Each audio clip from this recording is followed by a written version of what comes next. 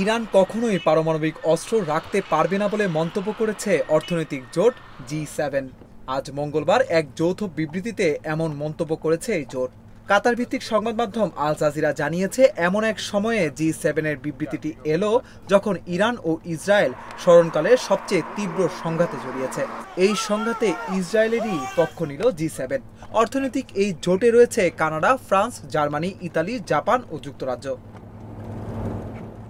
এদিকে জি7 সম্মেলন থেকে তড়িঘড়ি করে দেশে ফিরেছেন মার্কিন প্রেসিডেন্ট ডোনাল্ড ট্রাম্প। তিনি হোয়াইট হাউসের সিচুয়েশন রুমে নিজের জাতীয় নিরাপত্তা দলের সদস্যদের নিয়ে একটি জরুরি বৈঠক ডেকেছেন।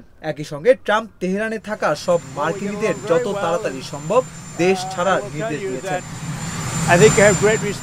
আল জাজিরার প্রতিবেদনে বলা হয়েছে, জি7 সম্মেলনে ইউক্রেন সংকট এবং ইসরায়েল ইরান সংঘাত নিয়ে ঐক্য খুঁজে পাওয়া কঠিন হয়ে পড়েছে, কারণ ট্রাম্প প্রকাশ্যে রুশ প্রেসিডেন্ট ভ্লাদিমির পুতিনের প্রতি সমর্থন জানিয়েছেন এবং সেখানে উপস্থিত বহু মিত্র দেশের ওপর শুল্ক আরোপ করেছেন।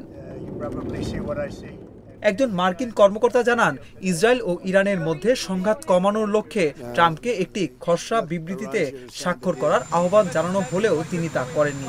তারপরও ফ্রান্সের প্রেসিডেন্ট ইমানুয়েল মাখোঁ বলেছেন, ইরান ও ইসরায়েলের মধ্যে যুদ্ধবিরতির জন্য ট্রাম্প উদ্যোগ নিতে পারেন।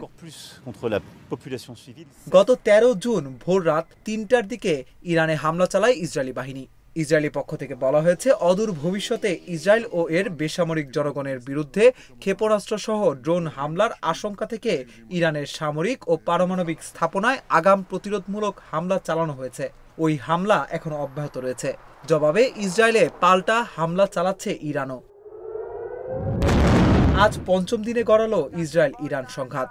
আল জাজিরা জানিয়েছে, ইসরায়েলের হামলায় ইরানে এখন পর্যন্ত অন্তত ২২৪ জন নিহত হয়েছে, আর ইসরায়েলে ইরানের হামলায় নিহত হয়েছে অন্তত ২৪ জন।